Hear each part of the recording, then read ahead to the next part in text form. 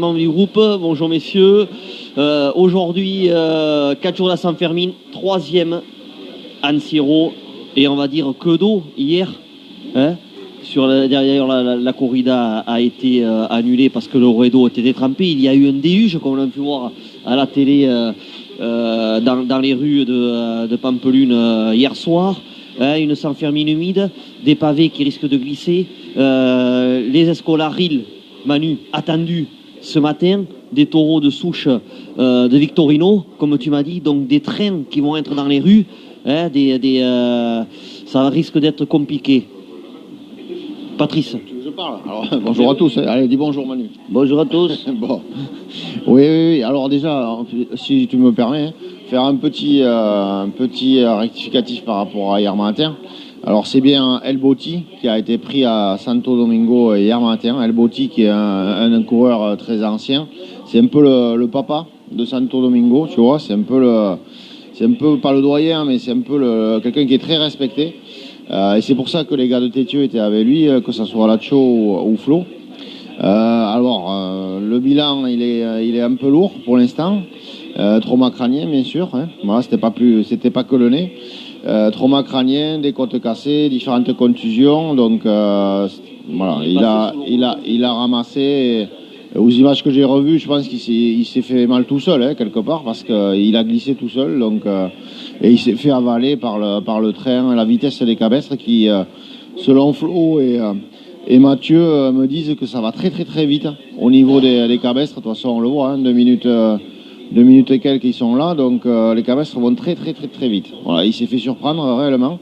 Et au moment de traverser la rue, il s'est fait aspirer et il est passé dans la moulinette, dans la machine à laver, quoi. Mais bon, voilà. Le fait que la municipalité lave les pavés, c'est un réel danger pour les coureurs aussi sur le parcours.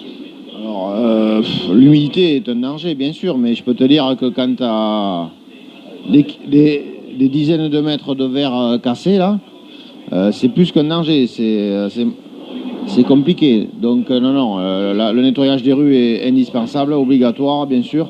Et elles sont nickel, hein. Il faut vraiment donner un grand coup de chapeau à la municipalité de Pampelune pour le nettoyage des rues, parce que je vous assure que quand on passe dans les rues pour arriver à la rue de l'Antiero, les autres qui ne sont pas encore faites, c'est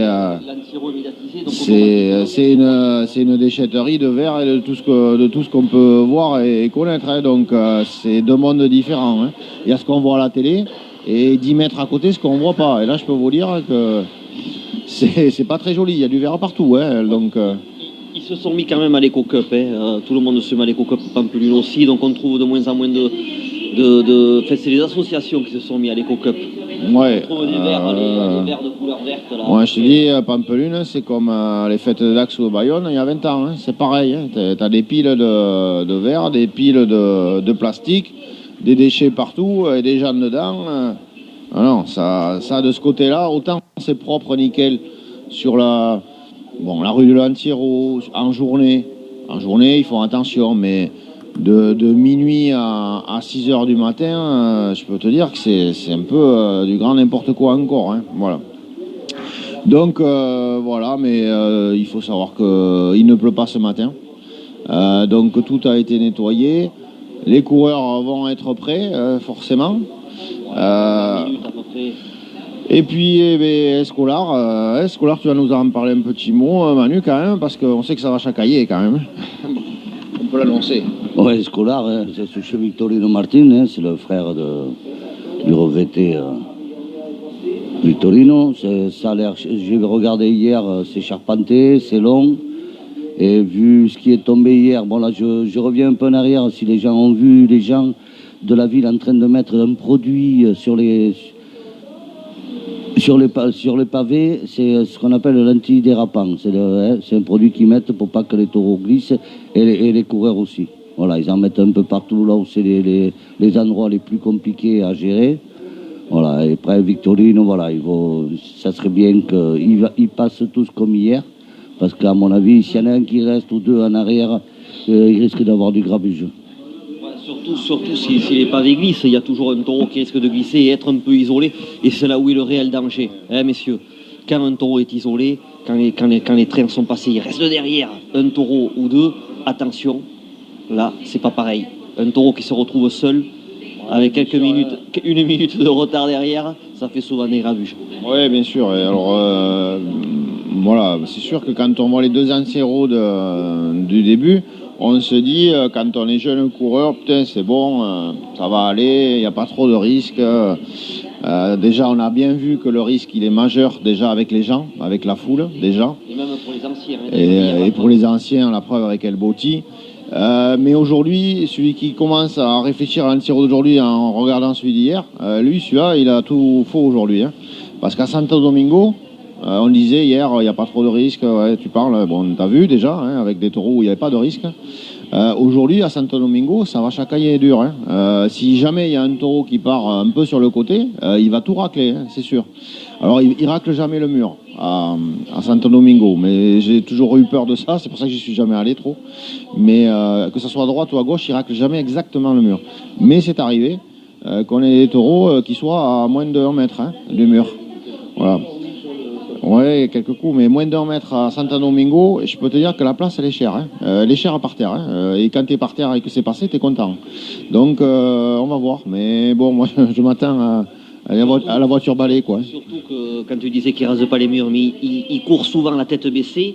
Et quand les coureurs se couchent, tu as la corde quand même qui part un peu sur le trottoir et qui chope les ceintures, comme on a vu de superbes photos qui sont dans un petit magasin, là, pas loin de la Calle Estafeta, où on voit un coureur se faire attraper la Cintia et traîner sur quelques mètres, parce qu'il n'y a pas d'échappatoire. Santo Domingo, c'est vraiment le couloir de la mort. Il n'y a aucun échappatoire, c'est un mur d'un côté et de l'autre.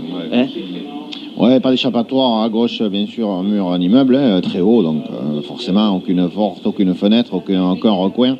Et à droite, le rempart hein, qui continue, qui rentre dans la ville. Et là, voilà, à moins d'être un écureuil, mais bon, il y a quelques landais qui sont bons pour ça. Hein.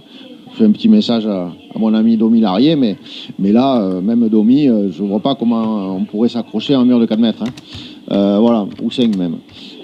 Et au départ, beaucoup plus, mais bon. Voilà. Et, ouais, mais ça c'est rien. Et bon, les escolards, je pense que ceux qui sont sur les côtés, en fait, il faut comparer ça un petit peu quand tu es dans le train et que tu regardes par la fenêtre, quoi, tu vois.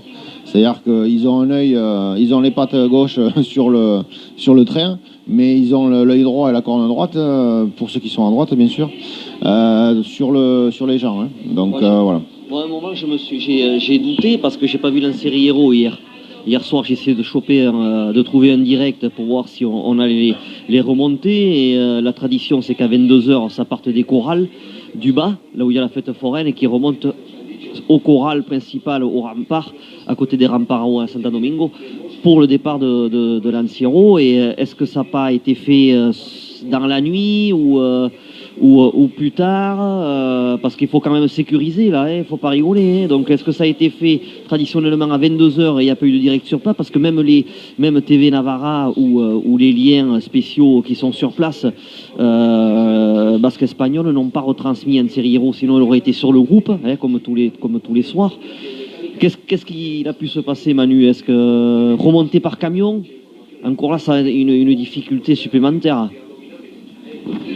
Non, après, il faut voir l'ampleur qu'il y a eu en nombre de mètres de pluie quoi, hier, après 22h, parce que bon, ça a pu être fait aussi ce matin à 5h s'il ne pleuvait plus, où il y a plus grand monde, tout le monde est parti, voilà, tout bien sécurisé, ça peut être fait ce matin. Sinon, s'il n'y a pas eu la possibilité, ça a pu être remonté par camion. Voilà. Mais c'est plus compliqué de remonter par camion parce qu'il n'y a pas de débarcadère en haut. Voilà, je pense qu'ils l'ont plutôt remonté ou dans la nuit ou ce matin très tôt. Comment en espérant que les chorales, là où ils sont au bord du ruisseau, tu vois. Ils sont vraiment au bord du ruisseau. Et ils sont quasiment à 25-30 mètres de dénivelé par rapport au rempart. Donc je ne sais pas si l'orage qu'on a vu là, ça a dû gonfler en bas, mais je pense que les taureaux en bas au corral, ils doivent être un peu les pattes, ouais. Mais après c'est un très beau site et je recommande à tout le monde. Les gens vont à Pampelune, à la corrida, ils savent même pas que les taureaux ils sont à 500 mètres d'eux, quoi. Les taureaux, il faut aller les voir, et c'est magnifique. Hein. On les voit dans la rue, c'est très beau, bon, ça va très vite. Hein. Mais on les voit à la corrida de loin quand on a à voir les yeux qui commencent à être encore en face. Mais quand on va au corral, on les voit tous. Et c'est tous des taureaux de 600 kilos quasiment. Donc, et avec des pitons de feu, quoi. Hein. Celui qui aime voir le taureau, l'animal, hein, je parle, et de près, hein, parce que des fois tu l'as à 2 mètres hein, derrière le mur. Là, il faut qu'il y aille, hein, absolument, parce que, et au début, bien sûr, hein, qu'il n'attende pas la dernière corrida, sinon il va manquer du monde. Mais au début, et là, il va voir ce que c'est que des vrais taureaux. Enfin, pas des taureaux de 3e place, quoi. Hein, voilà. Donc, écoute, normalement, hein, ça devrait... Ça se fait, en plus de ça, l'ouverture est à 10h, à 10h du matin. C'est 2 € l'entrée. On a accès à un couloir à l'intérieur des chorales. D'ailleurs, c'est bien, et on remercie bien sûr ces villes qui font visiter les chorales hein, pour l'afición, en tant qu'aficionado, voir les taureaux. C'est une chose de les voir dans les arènes, mais c'est aussi bien de les voir au campo, Manu, et à celui qui a la chance d'y aller, bien sûr, et à l'intérieur des chorales en pleine feria. Hein. Ça, c'est parce qu'il y en a qui ne vont pas à la corrida, faute de moyens ou faute d'autre chose, mais qui ont accès pour 2 € à voir quand même ces monuments qui sont tranquilles dans leur chorale, hein, et magnifiques en plus de ça. Quand on voit moi je me rappelle l'année dernière, quand j'ai fait le petit direct à l'intérieur de ces chorales, on a vu, j'ai montré les Miura. Et alors là, les Miura qui sont souvent au dernier là-bas chorale, je te dis pas l'impression qu'il y a, surtout quand il y en a un qui a compris que des gens les regardaient. Et il s'est levé, c'était une montagne. Et c'est impressionnant, quoi.